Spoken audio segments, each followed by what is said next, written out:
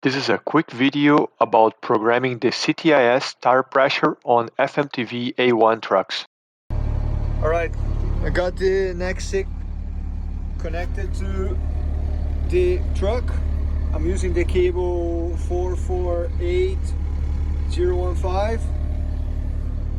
Once you connect the cable to the truck, I would recommend using the Nexiq device tester to see if you see message on the bus, so everything is working. You can see here. After testing that you see message on the bus with the Nexiq device tester, you can open the Dana software. You can download from the link on the description.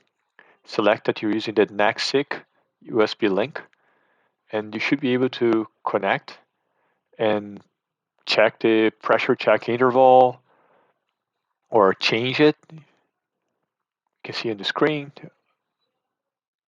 You can select how often you want to check the pressure, and you can set the tire pressure for overspeed and normal speed.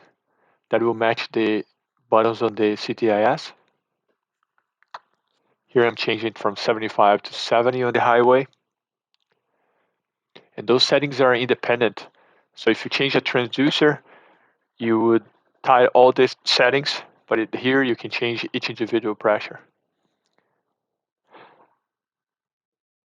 Here's I'm navigating over the software and showing its features. You can monitor, you can see codes. Just be careful of the changes because you can damage stuff if you open a valve and something can blow up. The screen takes a little while to read as the messages are on the bus. It's just listening, and it might take time to get a new message about pressure or another message from CTIS. Now I'm going to show this procedure on the truck. And I have the Nexiq software. I should be able to just connect and it should talk to the truck. Yep, CTIS right there, software version. And I should be able to go and monitor the system. Let's see here. If we press, oh, there you go. Says pressure. Say the pressure switch is closed. There's some tires there. Fire 60 psi. Last check. Let's see here. Maybe I can go into highway mode. See if it's gonna do anything here. Status off. Let's do a setup. Incorrect speed calibration can affect blah blah blah. Okay. Tires revolution per mile. Pressure check interval every 15 minutes. Pressure targets and overspeed. There you go. I can come over here and set highway from 62 to 75 psi and update. New status were stored.